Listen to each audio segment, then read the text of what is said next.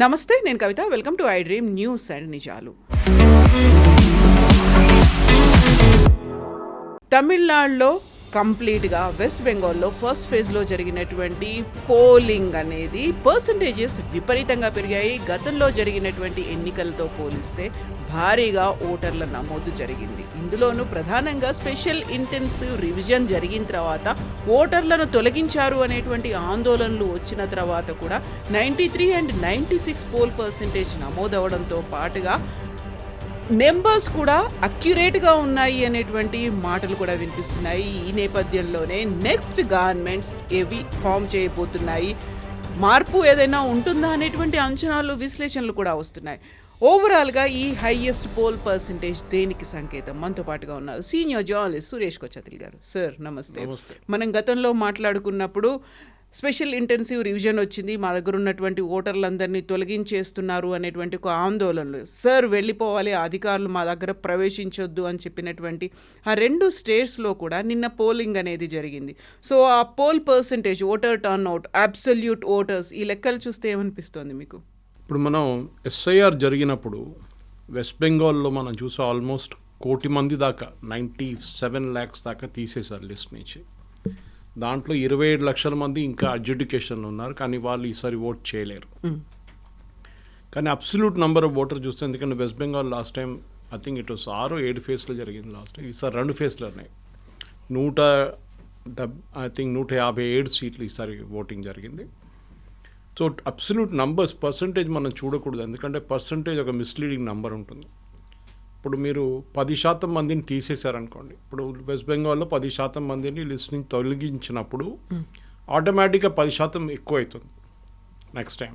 So percentage మీ statistical possibility అనమాట.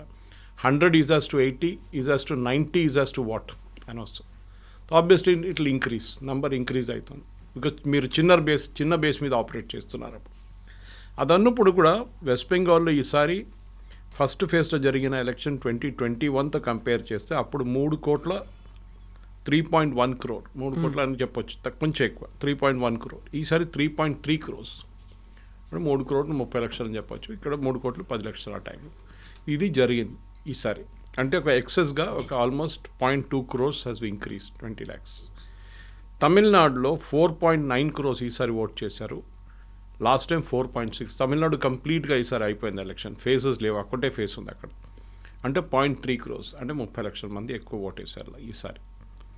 కానీ తమిళనాడులో మనం పక్కన పెట్టి ఫస్ట్ వెస్ట్ బెంగాల్ చూద్దాం, ఎందుకంటే వెస్ట్ బెంగాల్లో ఫస్ట్ ఫేజ్లో జరిగిన దాంట్లో చాలా మటుకు మైనారిటీ డామినేటెడ్ కాన్స్టిట్యున్సీస్ ఉన్నారు. ఈ మైనారిటీ డామినేటెడ్ కాన్స్టిట్యున్సీ మనకు తెలుసు మోస్ట్లీ తృణమూల్కి ఫేవర్ చేస్తారు. వెస్ట్ బెంగాల్ హిస్టరీ ఎలక్షన్ చూస్తే కూడా మమతా బెనర్జీ ఏ రోజు కాంగ్రెస్ నుంచి బయటకు వచ్చి తృణమూల్ కాంగ్రెస్ ఫామ్ చేసిందో, ఆమె ఫస్ట్ ఏమి ఉండే అంటే వెస్ట్ బెంగాల్లో ఉన్న సిపిఎం వాళ్ళ ఓట్ తీసుకెళ్ళిపోవాలని ఆమె సరిగా కష్టపడేది 10 సంవత్సరాలు. 2001 నుంచి షీ రియలీ వర్క్డ్ హార్డ్. 2011 వచ్చిన దాకా ఆమె కొంచెం రిజల్ట్ రావడం మొదలుపెట్టింది. తో ఫస్ట్ కమ్యూనిస్ట్ పార్టీ ఓట్లు, తర్వాత కాంగ్రెస్ ఓట్లు తీసుకెళ్ళిపోయారు. తో మమతా బెనర్జీ 2011, 2016, 2021 3 సార్లు గెలిచింది ఆమె. ఆమె ఓట్ పర్సంటేజ్ మీరు చూస్తే తృణమూల్ కాంగ్రెస్ది 40-41%, 40-41 ఇదే ఉంటుంది, ఎప్పుడు మార్చలేదు. అదే టైంలో బీజేపీ 2011లో వాళ్ళు 10% ఉండే వాళ్ళ ఓట్ పర్సంటేజ్, 10%. అంటే మిగతా 30 ఆల్మోస్ట్ 20-25% కమ్యూనిస్ట్ అండ్ కాంగ్రెస్ వాళ్ళ దగ్గర ఉండే. ఇది మమతా బెనర్జీ తీసుకెళ్ళిన తర్వాత కూడా, మమతా బెనర్జీ 40% తీసుకెళ్ళిన తర్వాత కూడా కాంగ్రెస్ కమ్యూనిస్ట్ వాళ్ళు 2016 ఎలక్షన్లో వాళ్ళు కొంచెం మెయింటైన్ చేసుకున్నారు, 2011లో కూడా మెయింటైన్ చేసుకున్నారు. కానీ 2016కి వచ్చేదాకా బీజేపీ వాళ్ళ గ్రాఫ్ క్లైంబ్ చేయడం మొదలుపెట్టింది. ఫస్ట్ బీజేపీ ఏం చేశారంటే ఈ కమ్యూనిస్ట్ వాళ్ళది కాంగ్రెస్ వాళ్ళు ఓట్ అంతా తీసుకెళ్ళిపోయారు. అంటే యాంటీ మమతా బెనర్జీ ఓట్స్, సిపిఎంలో ఉన్నది మమతాకి వెళ్ళలేని ఓట్స్ బీజేపీకి వచ్చేసింది. అప్పుడే మీకు తెలిసిపోతుంది కమ్యూనిస్ట్ పార్టీ వాళ్ళ లాయల్టీ అంతా చాలా థిన్గా ఉండేదనేది. మీరు ఇదే కంపారిజన్ కేరళతో చేస్తే అక్కడ కమ్యూనిస్ట్ పార్టీ అంటే ఫ్యామిలీ ఓట్ వేస్తారు, అంటే వాళ్ళ గ్రాండ్ ఫాదర్, కొడుకు లేకుంటే కూతురు అట్లా. కంటిన్యూస్ ఉంటుంది అనమాట. అమ్మగారు కూడా ఉండొచ్చు నడిమి. యాక్చువల్గా రాజకీయాల్లో ఆ లెగసీ అనేది ఉంటుంది, ఓటర్లలో కూడా అదే కంటిన్యూ అవుతుంది, లాయల్టీ అంటారు అది. మీరు బిలీవ్ చేయరు, కేరళలో కొన్ని గ్రామాలు ఉన్నాయి, అక్కడ ఆల్మోస్ట్ 2016 దాకా బీజేపీ క్యాండిడేట్ కూడా అక్కడ నామినేషన్ కూడా వేయలేరు, అట్లాంటి పరిస్థితి ఉంటాయి. అక్కడ రాసి పెడతారు కమ్యూనిస్ట్ విలేజ్ ఇది, ఓకే, ఎక్కడ మీరు రాకూడదు అంతే. మీరు వెళ్ళి ఓటేసే, మీరు వెళ్ళి నామినేషన్ కూడా వేస్తే మీకు కాలు చేతులు ఉండవు, అట్లాంటి పరిస్థితి ఉంటుంది, చంపేస్తారు అది. ఆ పరిస్థితి నుంచి ఇప్పుడు చూడండి బీజేపీ ఈవెన్ కണ്ണూరు లాంటి ప్లేస్ కూడా వాళ్ళు కొన్ని పంచాయత్ సీట్లు, మున్సిపల్ సీట్లు గెలిచారు వాళ్ళు, అంత స్ట్రాంగ్ హోల్డ్ అనమాట. కానీ కేరళలో డైల్యూషన్ జరగట్లేదు ఎక్కువ. ఇప్పుడు కూడా చాలా మటుకు కమ్యూనిస్ట్ పార్టీలో ఉన్న వాళ్ళు ఇంకా కమ్యూనిస్ట్ పార్టీలో ఉన్నారు అక్కడ. దానికోసం కమ్యూనిస్ట్ పార్టీ కాంగ్రెస్ అంటే ఎల్డీఎఫ్ యూడీఎఫ్ అని గెలుచుకుంటూ వస్తారు అక్కడ. కానీ వెస్ట్ బెంగాల్లో కంప్లీట్గా వైప్అవుట్ అయిపోయారు. ఇప్పుడు కమ్యూనిస్ట్ పార్టీ అనే పార్టీ లేదు. ఇన్ఫ్యాక్ట్ నిన్న రాహుల్ గాంధీ గారి స్పీచ్ చూస్తే లాస్ట్లో ఆయన ఒక స్టేట్మెంట్ కూడా ఇచ్చారు, కావాలని చెప్పి టీఎంసీ మమ్మల్ని బయటికి తోసేయడానికి, సిపిఎం బయటికి తోసేయడానికి మమ్మల్ని వాళ్ళ ఓట్లంతా బీజేపీకి ఇచ్చేస్తున్నారు అని. అది కాదు యాక్చువల్లీ. సిద్ధార్థ శంకర్ రే, డాక్టర్ బీసీ రావు ఇట్లాంటి పెద్ద పెద్ద నేతలు ఉన్న కాంగ్రెస్ పార్టీ ఇవాళ వెస్ట్ బెంగాల్లో జీరో అయిపోయారు. ఫస్ట్ కమ్యూనిస్ట్ వాళ్ళు తీసుకెళ్ళిపోయారు మొత్తం ఓట్లు వాళ్ళది. అప్పుడు కూడా కొంచెం వాళ్ళు ఒక 10% దాకా వాళ్ళ దగ్గర ఉండే, మోస్ట్లీ ముస్లిం ఓట్ బ్యాంక్. ఈసారి కూడా ముస్లిం ఓట్ బ్యాంక్ మమతా బెనర్జీతోనే వెళ్తున్నారు. బీజేపీ ఎప్పుడు ఒక హోప్ ఏమిటంటే, మేము కాంగ్రెస్ వాళ్ళ ఓటు తీసుకున్నాము, కానీ మాకు ఒక ఏంటి ఎక్స్పెక్టేషన్ ఏంటంటే కాంగ్రెస్ ఓట్ పెరిగితే బాగుంటుంది, that will be Muslim oats which will come from Mamata Banerjee party. కానీ అది జరగట్లేదు. Mamata Banerjee party Muslim vote bank retain చేసుకుంటున్నారు. ఈ పరిస్థితిలో ఉన్నప్పుడు మనం ఈసారి జరిగిన డిలీషన్ చూడాల్సి వస్తుంది కవిత గారు. In fact I was looking at the total votes చూస్తున్నాను, ఎన్ని ఓట్లు పడ్డది. ఒకవైపు నుంచి చూస్తే మనం చాలా మట్టుకు మీరు వెస్ట్ బెంగాల్లో ఈసారి కూచ్ బిహార్ తీసుకోండి, which is again BJP strong hold, కానీ అక్కడ డిస్ట్రిక్ట్ నడియా, అక్కడ కూడా కమ్యూనిస్ట్ పార్టీ తృణమూల్ కాంగ్రెస్ కొంచెం పట్టుంది, బీజేపీ కూడా ఉంది. అక్కడ ఈసారి 96% vote, 96% minority dominate. Alipurduar which is BJP strong hold, అక్కడ 92%. ఇది నార్త్ 24 పర్గనస్లో వస్తుంది. Jalpaiguri again strong hold of BJP అన్నమాట. అక్కడ కూడా ఫేజ్ 1లో ఇప్పుడు 94%. ఆలోచించండి, మన యావరేజ్ 92 అని చూస్తున్నాం, కానీ Kalimpong which is a part of Darjeeling, Siliguri ఆ ఏరియాలో అక్కడ కొంచెం తక్కువ, 83 పడ్డది. డార్జిలింగ్ ఇస్ 88. ఉత్తర్ దినాజ్పూర్ అగైన్ హుగ్లీ దగ్గర Muslim strong hold, 94%. Dakshin Dinajpur again it is a very strong Muslim power. కొన్ని కాన్స్టిట్యున్సీలు అయితే మీరు మాల్డా, ముషీదాబాద్ వస్తే 60% ముస్లిం పాపులేషన్ ఉన్నారు అక్కడ, 60% దాకా ఉన్నారు, 40 to 60%. అంటే మీరు ఒక ముస్లిం పార్టీకి రావాల్సిన ఓట్లు ఉంటే they will win out right. దానికి మీరు చూసిన మమతా బెనర్జీ పార్టీ 126 స్థానాలు around Calcutta, south Parganas, north Parganas మొత్తం క్యాల్కులేట్ చేస్తే 126 స్థానాల్లో వారు మినిమం 80 సీట్లు గెలుస్తున్నారు ఎప్పుడు. అక్కడి నుంచి వాళ్ళ సాలిడ్ బేస్ ఉందన్నమాట. ఈ లాస్ట్ టైం 215 సీట్లు గెలిచినప్పుడు ఈ మెయిన్ బేస్ వాళ్ళకు 1/3 ఆఫ్ ద సీట్స్ ఇక్కడి నుంచి వస్తుంది వాళ్ళకి. మిగతా 2/3 చేసుకుంటే చాలు వాళ్ళు. ఇన్ఫ్యాక్ట్ మిగతా 2/3 కూడా అక్కర్లేదు, మెజారిటీకి ఇంకొక 80 సీట్లు చాలు. అది మమతా బెనర్జీ సీక్రెట్ అన్నమాట. ఇది బీజేపీ బ్రేక్ చేయలేకపోతుంది. కానీ మనం చూడాల్సిందంటే ఈసారి ఎస్ఐఆర్లో జరిగిన డిలీషన్స్ గురించి చూడాలి. ఎందుకంటే లాస్ట్ టైం మనం ఈ కాన్స్టిట్యున్సీలు అన్నీ చూస్తే టోటల్ ఓట్స్ పడ్డది ఎంత అని చూస్తే బీజేపీకి లాస్ట్ టైం 38% ఓట్లు పడ్డది, 38.15. తృణమూల్ కాంగ్రెస్కి ఏమో అది 48.48 అని పెట్టుకోవచ్చు. That is the total number of votes fold అన్నమాట. కానీ అది ఉన్నప్పుడు కూడా మనం ఈసారి జరిగిన డిలీషన్స్ చూస్తే కవిత గారు, ఈ టోటల్ డిలీషన్స్ యావరేజ్ తీస్తే ఈ మైనారిటీ డామినేటెడ్ కాన్స్టిట్యున్సీలో అరౌండ్ 20,000 ఓట్లు, ప్రతి కాన్స్టిట్యున్సీలో 20,000 ఓట్లు డిలీట్ అయినాయి. ఇప్పుడు చూడాల్సింది ఏంటంటే మార్జిన్, లాస్ట్ టైం ఉన్న విన్నింగ్ లూజింగ్ మార్జిన్ చూసుకుంటే 20,000 ఓట్ల కన్నా తక్కువ మార్జిన్లో గెలిచిన క్యాండిడేట్ ఉంటే they are in a very bad shape. వాళ్ళకి ఈసారి ఎలక్షన్ చాలా డేంజర్ ఉంటుంది వాళ్ళ వైపు అన్నమాట. అదే టైంలో మీరు చూస్తే ఈ బీజేపీ వీళ్ళ నడిమిట్లో ఉన్న డిఫరెన్స్ కూడా మనం చూడాల్సి వస్తుంది. ఎంత వచ్చింది లాస్ట్ టైం, ఎంత బీజేపీకి వచ్చి ఎంత వీళ్ళకి వచ్చిందనమాట. సో ఈసారి మనం చూస్తాం ఈ ఇంటెన్సివ్ రివిజన్ తర్వాత చాలా మటుకు వెస్ట్ బెంగాల్లో ఈ Matua community which is a Hindu scheduled caste community, వీళ్ళు బంగ్లాదేశ్ నుంచి వచ్చారు. వాళ్ళకేం జరిగిందంటే 2011లోకి వాళ్ళ సిటిజన్షిప్ లేకుండే, దానికన్నా ముందు కూడా లేకుండే. ఒకసారి సిఏఏ పాస్ చేసినప్పుడు, సిటిజన్షిప్ అమెండ్మెంట్ యాక్ట్ పాస్ చేసినప్పుడు వాళ్ళకు ఒక అష్యూరెన్స్ ఏమి ఇచ్చారంటే మీకు సిటిజన్షిప్ ఇచ్చేస్తాము. ఎందుకంటే బై డెఫినేషన్ సిటిజన్షిప్ అమెండ్మెంట్ యాక్ట్లో మైనారిటీ అంటే Jain, Buddhist, Sikh, Christian and Hindus Afghanistan, Pakistan, Bangladesh నుంచి పారిపోయి వచ్చిన వాళ్ళకి సిటిజన్షిప్ ఇస్తారు. కానీ మీకు తెలిసిన మనందరూ తెలిసిన సిఏఏ లా పాస్ చేసిన తర్వాత కూడా, చట్టమైన కూడా దాని రూల్స్ ఫ్రేమ్ చేయడానికి 5 సంవత్సరాలు తీసుకున్నారు. అది ఎందుకో తెలియదు. That is the big mistake. BJP వాళ్ళు 5 సంవత్సరాలు తీసుకున్నారు గవర్నమెంట్. ఇప్పుడు ఆ రూల్స్ ఫ్రేమ్డ్ ఉంది. చాలా మటుకు మటువా కమ్యూనిటీలో ఉన్న లీడర్స్, ఒక లీడర్ అయితే I think he's the part of the union cabinet also, వాళ్ళది ఠాకూర్ కమ్యూనిటీ వాళ్ళు. సో వాళ్ళ వైపు నుంచి ఫస్ట్ బీజేపీకి ఓటేశారు. మీరు చూస్తే 2014 ఎలక్షన్ తర్వాత మోదీ గారు గెలిచిన ఎలక్షన్ 2019 వచ్చినప్పుడు బీజేపీకి మెజారిటీ 18 సీట్స్ అక్కడి నుంచి వచ్చాయి. వీళ్ళ ఓట్లతో వచ్చింది లోక్సభకి. సో ఎప్పుడైనా కానీ బీజేపీకి సపోర్ట్ ఉండే మతువా కమ్యూనిటీకి ఈసారి కూడా మొత్తం సిటిజన్షిప్ ఇవ్వలేదు. ఐ థింక్ అప్రాక్సిమేట్లీ అరౌండ్ 10 నుంచి 15% మందికి ఎప్పుడు కూడా సిటిజన్షిప్ వచ్చింది. కానీ అమిత్ షా గారు అష్యూరెన్స్ ఇచ్చారు, no we will give you citizenship 100% అని చెప్పి. చాలామందికి ఎస్ఎంఎస్ఎస్ కూడా వచ్చినాయి. That is after election. ఈసారి మీరు ఓటు వేయలేకపోతారు, కానీ నెక్స్ట్ టైం 100% మీకు ఓటు ఉంటుంది. వీళ్ళందరిలో ఒక భయం ఏముందంటే కవిత గారు, అది I was listening to Shekhar Gupta గారు, he was giving a very interesting analogy. అంటే ఈ బంగ్లాదేశ్ నుంచి మీరు ఈ ఫామ్ ఫిల్అప్ చేస్తున్న సిటిజన్షిప్ అమెండ్మెంట్ యాక్ట్లో మీ అడ్రస్ చెప్పాల్సి వస్తుంది, బంగ్లాదేశ్ నుంచి ఎక్కడి నుంచి వచ్చారు మీరని.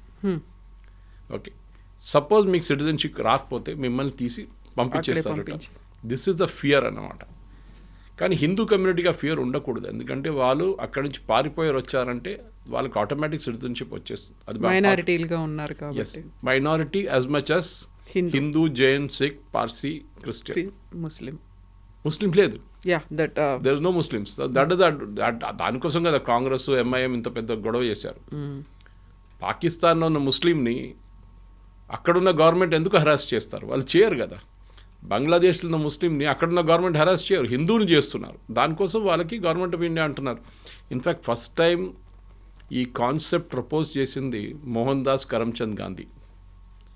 ఆయన ఇండిపెండెన్స్ టైంలో ఒక అష్యూరెన్స్ ఇచ్చారు దట్ హిందువులు ఎక్కడికి వెళ్తారు, పాకిస్తాన్లో ఉన్న హిందువులు, ఈస్ట్ పాకిస్తాన్లో ఉన్న హిందువులు, ఆఫ్ఘనిస్తాన్లో హిందువులు ఎక్కడికి వెళ్తారు? వాళ్ళు మన దేశంకి వస్తారు కదా, ఇంకెక్కడ వెళ్తారు? వాళ్ళు యూరోప్కి వెళ్ళలేరు, సౌదీ అరేబియాకి వెళ్ళలేరు, వాళ్ళు అమెరికాకి వెళ్ళలేరు. వాళ్ళు రావాలంటే భారతదేశానికి రావాలి. So we should always be prepare to receive them అని చెప్పిన మనిషి మోహన్ దాస్ కరమ్చంద్ గాంధీ. కానీ దాని తర్వాత ఇప్పుడు ఈ సిఏ గొడవలోనే మతువా కమ్యూనిటీ వాళ్ళు చాలా మటుకు స్ప్లిట్ అయిపోయారు. కొంతమంది టీఎంసీకి వెళ్ళి ఓటేస్తారు లాస్ట్ టైం. కానీ ఈసారి ఏం జరుగుతుందో మనకు తెలియదు. ఇన్ఫ్యాక్ట్ చాలా మటుకు డిలీషన్ మటో కమ్యూనిటీ వైపు నుంచి కూడా జరిగింది హిందువుల్లో. So it's not just Muslim minority క్యాండిడేట్స్ని డిలీట్ చేశారు, ఈవెన్ హిందూ క్యాండిడేట్స్ కూడా డిలీట్ చేశారు. ఇప్పుడు ఈ టీఎంసీ వాళ్ళకి ప్రాబ్లం ఏంటంటే ఈ మైనారిటీ కాన్స్టిట్యున్సీలో డిలీషన్స్ తర్వాత మీరు చెప్పినట్టు 93-94% ఓటు పడ్డది. అక్కడ కూడా అందరు వచ్చి ఓటు వేస్తారా, లేకుంటే హిందువులు అక్కడ కొంచెం ఏం చెప్తారు, ఒక డివిజన్ ఆఫ్ ఓట్స్ జరిగింది. ఓకే, దట్ ఈస్ హిందువులు సపరేట్, ముస్లిమ్స్ సపరేట్ అని చెప్పి ఒక కాన్సెప్ట్ అక్కడ వచ్చేసింది. దాంతోపాటు అక్కడ కూడా ఓట్లు పడ్డదా లేదా అని ఈసారి చూసుకోవాలన్నమాట. అది ఉంటే, ఎందుకంటే ఇదంతా it requires real scientific calculation. Exactly. And on the ground Mamata Banerjee is a fighter, దాంట్లో డౌట్ లేదు. ఆమె మీరు 2001 నుంచి కూడా చూడండి, ఆమె యాటిట్యూడ్ అది ఉంటుంది. గ్రౌండ్ లెవెల్లో దిగి ఆమె ఫైట్ చేస్తుంది. కానీ ఆమె వ్యతిరేకంగా లాస్ట్ 3 టర్మ్స్ ఆమె సర్వ్ చేసింది, 15 సంవత్సరాల నుంచి పరిపాలిస్తుంది. సో ఆమె వ్యతిరేకత చాలా ఉంది. ఆమె ఆర్జీ కార్ కేసు కానివ్వండి, సందేశ్ ఖాళీ కానివ్వండి, ఇట్లాంటి చాలా మటుకు నెగటివ్ ఒకటి ఉంది. ఆర్జీ కార్లో మెడికల్ కాలేజ్ స్టూడెంట్ వాళ్ళ అమ్మ పోటీ చేస్తున్నారు బీజేపీ టికెట్ మీద. సో అట్లాంటి law and order Mamata Banerjee వ్యతిరేకంగా చాలా పెద్ద. కానీ మమతా బెనర్జీ అక్కడ చేస్తున్న వెల్ఫేర్ స్కీమ్స్ మహిళలకి స్పెషలీ అది చాలా మటుకు పనిచేస్తుంది. అది మీరు ప్రతి స్టేట్లో చూస్తున్నారు. నితీష్ కుమార్ గారు బీహార్లో ఇంప్లిమెంట్ చేసినప్పుడు, దేవేందర్ ఫడ్నవీస్ గారు మహారాష్ట్రలో ఇంప్లిమెంట్ చేసినప్పుడు, హర్యానాలో బీజేపీ ఇంప్లిమెంట్ చేసినప్పుడు, ఇది కరెక్ట్ ఎలక్షన్ టైంకి చేశారు, పనికి వచ్చింది. మమతా బెనర్జీ అట్లా కాదు. మమతా బెనర్జీ ఒక 10 సంవత్సరాలు చేసుకుంటూ వస్తుంది. ఇది మనం ఏం చూడాలంటే ఎప్పుడు అడ్వాంటేజ్ ఏంటంటే కవిత గారు, ఒక రూలింగ్ పార్టీకి ఎప్పుడు అడ్వాంటేజ్ ఉంటుంది. వాళ్ళు వేసే డబ్బులు డైరెక్ట్ అకౌంట్లో పడుతుంది. ఇప్పుడు ఫర్ ఎగ్జాంపుల్ మమతా బెనర్జీ 1500 ఇస్తున్నారు ప్రతి మహిళకి, no matter which community. SC ST వాళ్ళకి 200 ఎక్కువ, 1700 ప్రతి నెల. కానీ బీజేపీ ఏమంటారు, మేము 3000 ఇస్తా అంటున్నారు. కానీ దాని ఇంపాక్ట్ ఉండదు, ఎందుకంటే ఆ 3000 అకౌంట్లో పడాలి కదా. వీళ్ళ 1700 లేకుంటే 1500 ప్రతి నెల పడుతుంది అకౌంట్లో. That is why Maharashtra election మీకు గుర్తుంటుంది, పోస్ట్పోన్ చేశారు. అది చాలా పెద్ద కాన్స్పిరసీ అని చెప్పి కాంగ్రెస్ వాళ్ళు గొడవ కూడా చేశారు. ఆ గ్యాప్లో ఈ స్కీమ్ ఇంట్రడ్యూస్ చేశారు దేవేందర్ ఫడ్నవీస్ గారు, షిండే కలిసి, మహిళలకి ఒక ఫిక్స్డ్ అమౌంట్ పర్ మంత్ ఇవ్వాలని. అది శివరాజ్ సింగ్ చౌహాన్ లడ్కీ బ్యాన్ అక్కడ ఒక స్కీమ్ మధ్యప్రదేశ్లో కూడా లాంచ్ చేశారు. సో ఇట్లాంటి స్కీమ్స్, మహిళలకు ఉన్న స్కీమ్స్ చాలా మట్టుకు పనిచేస్తుంది మమతా బెనర్జీలో. I think that the major crucial bank, ఒక ముస్లిం ఓట్ బ్యాంక్ తర్వాత మహిళల ఓట్ బ్యాంక్ మమతా బెనర్జీకి చాలా పెద్ద ఒక అడ్వాంటేజ్గా ఉంటుంది. అండ్ తమిళనాడులో కూడా 93% పోల్ పర్సంటేజ్ టర్న్అవుట్ అయింది అనుకున్నప్పుడు అక్కడ కీలకంగా ఉన్నటువంటి ఫ్యాక్టర్స్ ఏంటి? మేనిఫెస్టో లాస్ట్ మినిట్లో కూడా మేనిఫెస్టో యాడ్ చేశారు, హామీలు అనేవి ఇస్తూ వచ్చారు. And crucial factor TVK Vijay ఏం చేయబోతున్నాడు, ఎటువైపు ఉన్నారు, నిజంగా నమ్మారా లేదా అనేది. ఒక డ్రెస్ కోడ్ కూడా పెట్టుకున్నారు అనేది విపరీతంగా సోషల్ మీడియాలో వైరల్ అయింది. ఆయనకు సపోర్ట్గా ఫిల్మ్ ఇండస్ట్రీ ఉందా లేదా అనేది చూపించడానికి. తమిళనాడులో మనం చూసాం లాస్ట్ టైం 4.6 కోట్ల ఓట్లు పడితే ఈసారి 4.9 కోట్ల ఓట్లు పడుతుంది. తో న్యాచురల్ ఇట్ ఈస్ హయ్యర్. తమిళనాడులో కూడా ఆల్మోస్ట్ 75 లక్షల మందిని తీసేశారు ఓటర్ రోల్స్ నుంచి. కానీ అక్కడ పెద్ద గొడవ ఏం జరగలేదు. అన్లైక్ వెస్ట్ బెంగాల్, సుప్రీంకోర్టుకి వెళ్ళడం, అక్కడ కేసులు పెట్టడం, దాని తర్వాత దాన్ని అప్పీల్ పెట్టడం, దాన్ని మళ్ళీ జడ్జిలు పంపించడం, వాళ్ళు చెక్ చేశారు, మళ్ళీ ఇప్పుడు అప్పీలేట్ ట్రిబ్యునల్ పెట్టు. తమిళనాడులో, కేరళలో ఎక్కడ ఈ ప్రాబ్లం లేకుండే. అస్సాంలో ఆఫ్కోర్స్ స్పెషల్ ఇంటెన్సివ్ రివిజన్ జరగలేదు, అస్సాంలో స్పెషల్ రివిజన్ జరిగింది. ఎందుకంటే అక్కడ ఎన్ఆర్సీ నడుస్తుంది already, national register for citizens, already supreme court సూపర్విజన్లో. సో తమిళనాడులో ఈ తీసేసిన 70 లక్షల మంది, ఈవెన్ డిఎంకే, ఏఐడిఎంకే అందరు అగ్రీ చేస్తారు దట్ ఇట్ ఈస్ జెన్యున్. చనిపోయిన వాళ్ళు permanently migrated and duplicate voters వీళ్ళు ఉన్నారు, మేము అంగీకరిస్తున్నాం. అన్ని పార్టీలు అన్నారు. ఏందో ఇనిషియలీ స్టాలిన్ పెద్ద గొడవ చేశారు ఫస్ట్. ఇన్ఫాక్ట్ కేరళలో అన్నిటికంటే తక్కువ 18 లక్షలే డిలీషన్. సో అక్కడ ప్రాబ్లం లేదు. కానీ ఈసారి మీరు చెప్పినట్లు ఇంట్రెస్టింగ్ కాంటెస్ట్ ఏంటంటే, ఒకటి తమిళనాడులో ఎప్పుడు ఒకసారి డిఎంకే గెలుస్తే నెక్స్ట్ ఏఐడిఎంకే గెలుస్తే నెక్స్ట్ డిఎంకే, ఇది ఆల్టర్నేట్ అవుతూ ఉంటుంది. స్టాలిన్ గెలిచి ఇప్పుడు ఈసారి వచ్చిన తర్వాత కూడా ఫస్ట్ టైం ఒక ఛాలెంజ్ ఆయనకి ఏంటంటే, ఒకటి ఏఐడిఎంకే నుంచి కొంచెం రిన్యూడ్ ఎనర్జీ వాళ్ళకి వైపు నుంచి వచ్చిందన్నమాట. పళనిస్వామికి ఇప్పుడు దాకా ఓపీఎస్ గారు ఉన్నప్పుడు దాకా ప్రాబ్లం ఉండే, వాళ్ళ నడిమిట్లోనే పార్టీ స్ప్లిట్ అవుతుండే, పార్టీ లోపల చాలా గొడవ ఉండే. సో ఓపీఎస్ గారు he has left join DMK alliance. ఇప్పుడు తమిళనాడులో మీరు చూస్తే major parties of course DMK, AIADMK, వాళ్ళతో ఇటువైపు కాంగ్రెస్, అటువైపు బీజేపీ. వీళ్ళ నడిమిట్లో కూడా మీరు చూస్తే ఓటింగ్ పర్సంటేజ్ చాలా నేరోగా ఉంది ఇప్పుడు కొన్ని సంవత్సరాల్లో, లాస్ట్ 2 ఎలక్షన్స్లో. కానీ లోక్సభ ఎలక్షన్స్కి ఒక నంబర్ వస్తుంది, అసెంబ్లీ ఎలక్షన్స్కి ఇంకో నంబర్ వస్తుంది. అది ఆబ్వియస్ అంతే. లోక్సభకు వచ్చినప్పుడు మోదీ గారికి ఓటేస్తారు, అక్కడ వచ్చినప్పుడు దాన్ని it goes to the local level అనమాట. రీజనల్ పార్టీ వైపే ఉంటారు అని. ఎందుకంటే మనం చూస్తాం ఇటువైపు మీకు అన్బమణి రామదాస్ వాళ్ళ పార్టీ ఇటువైపు ఉంటే, అటువైపు వీసీకే ఉన్నారు, షెడ్యూల్ కాస్ట్ వాళ్ళ మైనారిటీ దళిత్ పార్టీ ఉంటుంది.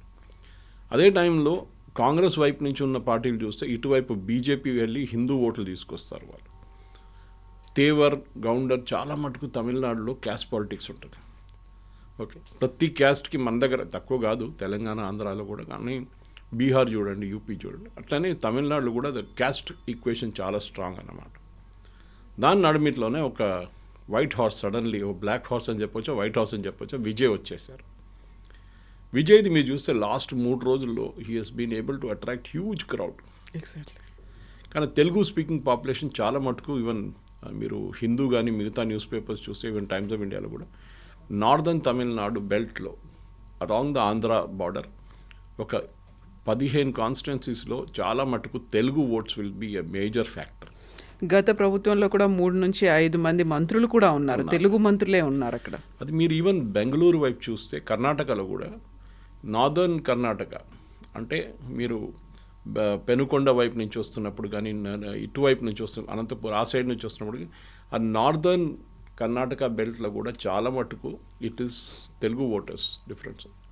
ఎనీవే ఇప్పుడున్న దాని ప్రకారం ఈ ఏఐడిఎంకేకి ఈసారి పర్సంటేజ్ ఆఫ్ ఓట్స్లో ఒక 2-3% ఇంక్రీజ్ అవుతుందని చెప్తున్నారు. దానికన్నా ఎక్కువ వస్తే మంచిది ఉంటుంది. కానీ Vijay is a major dark horse.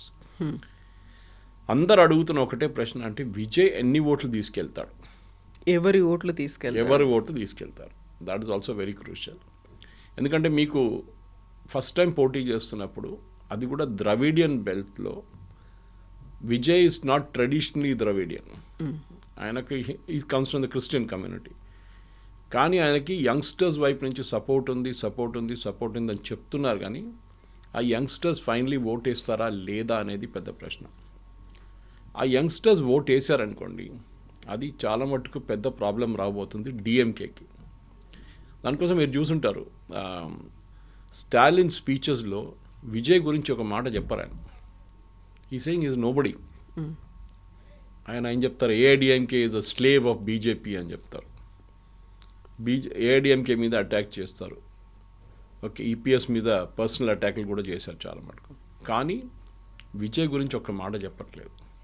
So obviously ఆయనకి విజయ్ గురించి మాట్లాడితే మన న్యాచురల్ యంగ్ ఓటర్స్ ఉంటారు చూడండి, డిఎంకేది ఫస్ట్ టైం ఓటర్స్, వాళ్ళు షిఫ్ట్ అయిపోతారు వ్యతిరేకంగా మాట్లాడితే. So that is why he's very very careful, వాళ్ళని అటాక్ చేయకూడదు, ఈవెన్ వాళ్ళ పార్టీ వైపు నుంచి కూడా. అదే టైంలో మీరు చిన్న చిన్న పార్టీలు కొంచెం అక్కడ ఇంపాక్ట్ కూడా క్రియేట్ చేస్తుంది. అన్బమ్మని రామదాస్ది పిఎంకే ఉంది. ఒరిజినల్ తమిళ్ మానిలా కాంగ్రెస్ మూపనార్ గారు సెటప్ చేసిన తమిళ్ మానిలా కాంగ్రెస్. చిదంబరం గారు కూడా ఆ పార్టీలో ఉన్నారు ఒక టైం. తర్వాత వీళ్ళందరూ తిరిగి వచ్చారు కాంగ్రెస్కి. కానీ GK Vasan has gone back, అంటే మూపనార్ వాళ్ళ కొడుకు he's gone back to setup same TMC setup చేసుకున్నారు, మళ్ళీ రివైవ్ చేశారు దాన్ని. ఈ చిన్న పార్టీలు కూడా కొన్ని పర్సంటేజ్ ఆఫ్ ఓట్స్ తీసుకొస్తారు. అక్కడ కూడా ఐయుఎంఎల్ ఉంది, ఇండియన్ యూనియన్ ముస్లిం లీగ్, 2 ముస్లిం పార్టీస్ ఉన్నారు, 2 డిఎంకే అలయన్స్లో ఉన్నారు. తో ఇటువైపు చూస్తే అండ్ న్యాచురల్లీ నిన్న వచ్చిన న్యూస్లో చాలా మటుకు క్లారిటీ వచ్చేసింది. అన్నామలై గారు రాజ్యసభకి వెళ్ళిపోతున్నారు. ఆంధ్ర నుంచి రాజ్యసభ బీజేపీ కోటాలో రాజ్యసభకి నామినేట్ చేస్తారని ఒక న్యూస్ వచ్చిందన్నమాట. పాసిబ్లీ నిర్మలా సీతారామన్ తర్వాత ఒక నెక్స్ట్ రాజ్యసభ క్యాండిడేట్గా రాబోతున్నారు. కానీ ఆయన ప్రెజెన్స్ చాలా మటుకు తమిళనాడులో ఫ్యాక్టర్గా ఉండిపోయింది. నేను చాలామంది మన దగ్గర తెలంగాణ నుంచి వెళ్ళిన కొన్ని బీజేపీ లీడర్స్తో మాట్లాడాను. వాళ్ళు అంటున్నారు అక్కడ ఎక్కడ వెళ్ళినా కానీ అన్నామలై గురించి అంటున్నారు. బీజేపీలో ఒక లీడర్ కూడా లేరు, అట్లాంటి అన్నామలై లాంటి క్యారెక్టర్ కరిష్మా ఉన్న లీడర్ లేరు. అది న్యాచురల్. అది ఎందుకంటే ఈపీఎస్కి భయం ఉంది, ఏదో ఒక రోజు అన్నామలై ఆయన్ని ఓవర్ షాడో చేసేస్తారని. దానికోసం చాలా క్లియర్గా బీజేపీ లీడర్స్ సార్ చెప్పారు, అన్నామలైని పార్టీ నుంచి పక్కన పెట్టండి, అప్పుడే మేము పొత్తు పెట్టుకుంటామని. మేబీ నేను అనుకుంటా అదొక తప్పు లాంగ్ టర్మ్లో చూస్తే. షార్ట్ టర్మ్లో ఎస్ బీజేపీకి బెనిఫిట్ వస్తుంది, 3-5 సీట్లు రావచ్చు బీజేపీకి, అంతే, దానికన్నా ఎక్కువ రాదు. కానీ తమిళనాడులో ఒక మార్పు వస్తుందా అంటే విజయ్ మీద ఉంటుంది. విజయ్ 12-14% ఓట్లు తీసుకెళ్తే డెఫినెట్గా they will be a change. ఒక కింగ్ మేకర్ అవుతాడా విజయ్? గెలవాడు, సీట్లు రావని ఐ డోంట్ థింక్ ఈవెన్ 3-4 సీట్లు కూడా గెలవలేరు అక్కడ. పెరంబూర్లో నిన్న ఓటింగ్ పర్సంటేజ్ చాలా బాగుందన్నారు, one of the seats that is contesting. కానీ మేబీ ఆయన గెలుస్తాడు ఒక్కరు. కానీ పార్టీ వైపు నుంచి మీకు కింగ్ మేకర్ కావాలంటే మీకు మిగతా పార్టీల నుంచి, for example AIADMK DMK alliance నడిమిట్లో ఒక 15 సీట్ల గ్యాప్ ఉందనుకోండి, ఇద్దరికి మెజారిటీ రాలేదు. ఆ 15 సీట్లు విజయ్ పార్టీ టీవీకి తీసుకెళ్ళినప్పుడు then he can become a king maker. He can insist అలయన్స్లో నేనే మేజర్ పార్ట్నర్, నాకు డిప్యూటీ సీఎం ఇవ్వండి, ఏదని చెప్పొచ్చు అప్పుడు. కానీ మీకు 2-3 సీట్లు వస్తే మిమ్మల్ని ఎవరు పట్టించుకోరు. అందులో విజయ్ కూడా 2 ప్లేసుల నుంచి కంటెస్ట్ చేస్తున్నాడు కాబట్టి ఎక్కడి నుంచి గెలుస్తాడు అనేది కూడా. దట్ ఈస్ ఎప్పుడైనా తమిళనాడులో అదొక స్టైల్. మీరు కొత్త లీడర్స్ ఎప్పుడైనా వచ్చినప్పుడు they always contest from 2 places. అది ఎప్పుడు చేస్తారు వీళ్ళు. కానీ స్టాలిన్ ఒక అడ్వాంటేజ్ స్టాలిన్ ఏంటంటే మీరు చెప్పారు చూడండి ఫ్రీబీస్ గురించి. ఈ ఫ్రీబీ కల్చర్ తమిళనాడు పాలిటిక్స్లో ఒక జయలలిత టైం నుంచి ఉందన్నమాట. ఆమె మిక్సీలు, తర్వాత గ్రైండర్లు, తర్వాత టెలివిజన్ సెట్లు అన్నీ ఇచ్చుకుంటూ పోయింది ఆమె. రిఫ్రిజిరేటర్లు కూడా ఇప్పుడు వచ్చాయి. ఈసారి స్టాలిన్ వాళ్ళ పార్టీ 8,000 రూపాయల కూపన్ ఇస్తున్నారు గెలిస్తే. ఆ కూపన్ మీరు పక్కన ఉన్న షాప్కి తీసుకెళ్ళి మీరు దాన్ని ఎక్స్చేంజ్ చేసుకోవచ్చు, ఏదైనా కొనుక్కోవచ్చు. కానీ it is prone to corruption. ఎందుకంటే ఏమవుతుందంటే వీళ్ళు ఆ కూపన్ తీసుకొని ఆ షాప్ ఓనర్తో ఏమో డీల్ చేసుకుంటే ఏం కొనకుండా కూడా వాళ్ళకి డబ్బులు వచ్చేస్తారు. షాప్ కీపర్ ఒక 2,000 రూపాయలు 1,500 పెట్టుకుంటారు. ఇది జరగవచ్చు, పాసిబుల్ ఉంది. కానీ తమిళనాడులో ఫ్రీబీస్ లేకుండా నడవదు, అది చాలా క్లియర్గా ఉంది. At the same time Dravidian politics అక్కడ చాలా మటుకు డామినేట్ చేస్తుంది. మీకు తెలిసింది, మనందరూ తెలిసిందే, స్టాలిన్ కూడా north Indian versus south Indian అని చెప్పి ఆ క్యాంపెయిన్ నడిపించారు. కరెక్ట్ టైంకి ఆయనకి ఉమెన్ రిజర్వేషన్ బిల్ వచ్చింది. దాంతోపాటు ఆ డీలిమిటేషన్ రాబోతుంది. తమిళనాడులో ఉన్న సీట్లు తగ్గిపోతుంది, నార్త్ ఇండియా, యూపీ, బీహార్లో సీట్లు పెరుగుతుంది అని చెప్పి బ్లాక్ షర్ట్ వేసుకొని ప్రొటెస్ట్ చేశారు, మీరు చూశారు. దీన్ని బ్లాక్ బిల్ అని కూడా అన్నారు ఆయన. సో అదొక టైం. కానీ అది ఫైనల్ ఎలక్షన్లో ఇంపాక్ట్ అవుతుందంటే అంత పెద్ద ఇంపాక్ట్ ఉండదు. ఎందుకంటే కరెక్ట్ టైంగా బిల్లు కూడా లోక్సభలో పాస్ కాలేదు. కానీ point is not that. Point ఏంటంటే తమిళనాడులో మీరు గెలవాలంటే మీరు యాంటీ హిందీ యాటిట్యూడ్ తీసుకోవాలి కంపల్సరీ. అది అన్నాదొరై టైం నుంచి ఉంది. అది ఆ 60s, 70sలో యాంటీ హిందీ అజిటేషన్. అప్పుడు కాంగ్రెసే ఉండే సెంట్రల్ గవర్నమెంట్లో, కాంగ్రెస్ వ్యతిరేకత ఉండే అజిటేషన్. ఒక టైంలో బీజేపీ డిఎంకేలో ఉన్నారు అలయన్స్తో పొత్తుతో, ఇది గుర్తుంటుంది. అట్లాంటి పరిస్థితుల్లో ఇప్పుడు ఈ యాంటీ హిందీ యాటిట్యూడ్ తీసుకొచ్చి మీరు బీహార్ నుంచి, యూపీ నుంచి వాళ్ళ లీడర్స్ని తీసుకొచ్చి తమిళనాడుకు తీసుకొస్తున్నారు. తమిళనాడులో లీడర్ లేరు ఆ బీజేపీకి అని చెప్పి చాలా మంది. కానీ మోదీ గారి ర్యాలీస్ చూస్తే మీరు చాలా బాగా రెస్పాన్స్ వాస్ ట్రెమెండస్, లేదని చెప్పలేము మనం. సరే ఆ క్రౌడ్ అగైన్ ఫైనలీ ఓట్లో ట్రాన్స్లేట్ అవుతారా లేదా, that is a different question again. కానీ కోయంబత్తూర్ లాంటి ప్లేస్లో, ఈరోడ్, సేలం లాంటి ప్లేస్లో పాసిబ్లీ ఇంపాక్ట్ ఉండొచ్చు. కానీ ఓవరాల్ చూస్తే వెస్ట్ బెంగాల్, తమిళనాడులో, అండ్ వెస్ట్ బెంగాల్ ఇంకా మొత్తం కాలేదు కదా, ఇంకా హాఫ్ ఇంకా. కానీ వెస్ట్ బెంగాల్లో చూడండి, will come back from Tamil Nadu to west Bengal again. నేను క్లోజ్ చేసే ముందు ఒక పాయింట్ చెప్పాలి. అమిత్ షా గారు 15 రోజుల నుంచి వెస్ట్ బెంగాల్లో ఉన్నారు. ఇంకొక 5 రోజులు ఉంటారు బహుశా. ఎప్పుడు కూడా ఆయన ఇంత టైం స్పెండ్ చేయలేదు ఎక్కడ. బీహార్ ఎలక్షన్లో కూడా వారం పాటు ఉన్నారు, వారం 10 రోజులు ఉన్నారు. బట్ ఈ కెప్ట్ కమింగ్ అండ్ గోయింగ్ కంటిన్యూస్గా అక్కడ కూర్చో, ఇది అక్కడే ఉన్నారు. అంటే వెస్ట్ బెంగాల్ని బీజేపీ ఒక అల్టిమేట్ ఫ్రాంటియర్గా చూస్తున్నారు. మేము అక్కడ అన్నీ కలిసేసాం, నార్త్ ఈస్ట్, ఆ తర్వాత అక్కడ కూడా యూపీ, బీహార్, జార్ఖండ్ ఒకటి నడిమిట్లో మిగిలిపోయింది, అది కూడా ఏదో రోజు పడిపోతుంది. మహారాష్ట్ర, మధ్యప్రదేశ్, ఛత్తీస్గఢ్, అస్సాం, ఒడిశా, ఫైనల్ ఫ్రాంటియర్గా మిగిలిపోయింది వెస్ట్ బెంగాల్ ఒకటి. అండ్ అక్కడ Mamata Banerjee the principal enemy. కాంగ్రెస్కి, సిపిఎంకి అసలు దిస్ నో ఛాన్స్ అని చెప్పచ్చు. సో బీజేపీ ఏంటంటే ఇప్పుడైతే వాళ్ళు ప్రిన్సిపల్ ఆపోజిషన్ లీడర్గా ఉన్నారు, 77 సీట్లు వచ్చినాయి లాస్ట్ టైం. కానీ ఇంకా ఈసారి వాళ్ళు 77 నుంచి 120 దాకా తీసుకొస్తారా, అది చూడాల్సింది. అదంతా ఎస్ఐఆర్ ప్రాసెస్లో ఎన్ని ఓట్స్ డిలీట్ అయింది, ఆ deletion of number of votes చాలా క్రూషియల్గా ఉండిపోతుంది. ఈసారి మార్జిన్ ఆఫ్ విక్టరీ నేరో ఉంటుంది. 2,000, 3,000, 2,000, 3,000 నోట్లో అక్కడిక్కడ ఓట్లు మారుతాయి. సో మీకు బహుశా ఒక 10 to 15 రౌండ్స్ మీకు నార్మల్ ఉంటుంది, 20 రౌండ్లు ఉన్న కౌంటింగ్లో. ఆ లాస్ట్ 5 రౌండ్స్ చాలా క్రూషియల్గా ఉండిపోతాం. సో మనం 4వ తారీఖు పొద్దున అనలైజ్ చేసినప్పుడు ఈ ఫ్యాక్టర్ చాలా క్రూషియల్గా ఉంటుంది మన వెస్ట్ బెంగాల్. తమిళనాడులో ఆ ప్రాబ్లం లేదు. తమిళనాడులో it will go one way or the other way. ఎందుకంటే అక్కడ చాలా క్లియర్, గౌండర్లు ఈ ఏరియాలో ఉన్నారు, వన్యార్స్ ఈ ఏరియాలో ఉన్నారు, చెట్టియార్స్ ఈ ఏరియాలో ఉన్నారు, బ్రాహ్మిన్స్ ఎక్కువ లేరు అనుకోండి, చిన్న కమ్యూనిటీ, దళిత్స్ ఈ ఏరియాలో ఉన్నారు. సో వాళ్ళకి చాలా మటుకు డివిజన్ ఆఫ్ క్యాస్ట్ కమ్యూనిటీ చాలా క్లియర్ అక్కడ. కానీ వెస్ట్ బెంగాల్లో అది కాదు. వెస్ట్ బెంగాల్లో minority and bhadralok and Hindu voters, ఇది 3 సపరేట్ ఉంది. అఫ్కోర్స్ నార్త్ బెంగాల్లో గోర్ఖాల్యాండ్ ప్రాబ్లం ఉంది, అది అమిత్ షా గారు ఆయన సార్ట్అవుట్ చేసుకుంటాను, అంత పెద్ద ఇష్యూ కాదని చెప్పారు.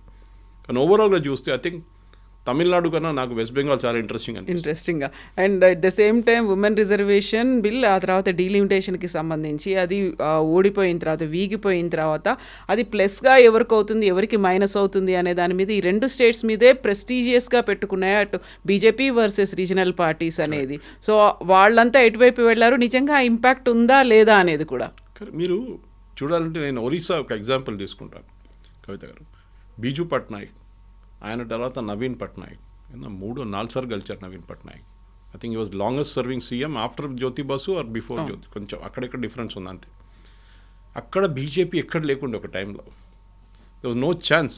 నవీన్ పట్నాయక్ ఈసారి కూడా గెలుస్తారు అనుకున్నాను, కానీ ఆయన ఓల్డ్ ఏజ్, ఆయన హెల్త్ ప్రాబ్లమ్స్ అన్నీ ఉన్నాయి. దాని తర్వాత ఆయనకి ఎవరు వారసత్వం ఎవరు లేరు తీసుకెళ్ళడానికి ముందుకు. ఆ పరిస్థితుల్లో కూడా చూడండి, ఆయన బీజేపీ అక్కడ చాలా మెథాడికల్గా ఎలక్షన్ క్యాంపెయిన్ నడిపించారు, ఆయన గెలిచారు కూడా.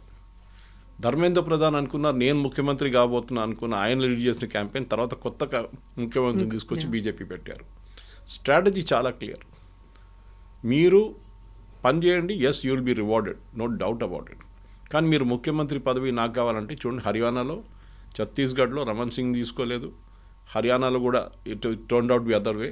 మధ్యప్రదేశ్లో శివరాజ్ సింగ్ చౌహాన్ పక్కన పెట్టారు, ఢిల్లీలో కూడా అలాగే, ఢిల్లీలో రేఖా గుప్తా, అండ్ రాజస్థాన్లో విజయరాజ్ సింధియా, ఆమెను కూడా పక్కన పెట్టేశారు. సో లాస్ట్ మినిట్లో డెసిషన్స్ అనేవి ఉంటాయి. వీళ్ళు సీఎం క్యాండిడేట్ అనేది ఎప్పుడు అనౌన్స్ చేయరు. అది ఇండియా ఫ్యామిలీ నుంచి వాళ్ళు పక్కన పెట్టేస్తారు రాజస్థాన్. సో బీజేపీ స్ట్రాటజీ అది. నెక్స్ట్ జనరేషన్ లీడర్స్ని లీడ్ చేయబోతుంది. ఇప్పుడు ఇవాళ కొత్త announcement, as we close the discussion, relevance లేదు కానీ రెలవెన్స్ ఉంది. నితిన్ నవీన్ గారు బీజేపీ చీఫ్ అనౌన్స్ చేశారు దట్ 2027 ఉత్తరప్రదేశ్ ఎలక్షన్ యోగి ఆదిత్యనాథ్ లీడర్షిప్లోనే ఉంటుందని చెప్పి చాలా క్లియర్గా చెప్పి, ఇది బీజేపీ యూజువల్లీ చేయరు. వాళ్ళు మోదీ గారు లీడ్ చేస్తారని చెప్తారు. ఈవెన్ మహారాష్ట్రలో చూడండి, they never said Fadnavis will lead the election. బీహార్లో నితీష్ కుమార్ విల్ లీడ్ అన్నారు, బీజేపీ వైపు నుంచి ఎవరు పేరు. కానీ ఉత్తరప్రదేశ్కి వచ్చినప్పుడు చాలా క్లారిటీగా, ఎందుకంటే 80 సీట్లు ఉన్నాయి లోక్సభ. అండ్ లాస్ట్ టైం బీజేపీకి అన్నిటికంటే పెద్ద ప్రాబ్లం వచ్చింది ఉత్తరప్రదేశ్లో, మహారాష్ట్ర తర్వాత. సో ఈసారి వాళ్ళ కన్సాలిడేట్ చేయబోతున్నారు. అఫ్కోర్స్ 3 కోట్ల మంది దాకా తీసేశారు ఎస్ఐఆర్ నుంచి, ప్రాసెస్ నుంచి. కానీ దెన్ ఆల్సో ఎవరికి అక్కడ ప్రాబ్లం లేదు. వెస్ట్ బెంగాల్ కన్నా ఆల్మోస్ట్ 3 times తీసేశారు, కానీ ఉత్తరప్రదేశ్లో కాంగ్రెస్ లేని, సమాజ్వాదీ పార్టీ ఎవ్వరు గొడవ చేయలేదు. So they accepted that fact. So అక్కడ కూడా మనం 2027 that will be the next election before 2029 final Lok Sabha election వచ్చే ముందు. Yes, so interesting. May 4th వరకు we'll wait, sir. Thank you so much. Thank you very much. Thank you. Subscribe iDream. And please subscribe to iDream. For more videos, subscribe to iDream. Please like, share and subscribe to the channel. Congratulations, iDream. Subscribe to iDream. Subscribe to iDream. So subscribe to iDream Media. iDream ki iDream team అందరికి huge congratulations. Please subscribe iDream Media. Please subscribe to iDream. Subscribe iDream. Please subscribe to iDream. iDream అంటే నా కళల ఛానల్ను subscribe చేసుకున్నారు, నోరు తిరుగుతలేదు, మీరైతే గంట గుర్తు కొట్టండి. For more such videos, please subscribe to iDream. Subscribe to iDream. Please subscribe to iDream. Please subscribe iDream Media. Please do subscribe to iDream. Please subscribe to iDream Media. For best entertainment and information, please subscribe iDream. And don't forget to subscribe to iDream.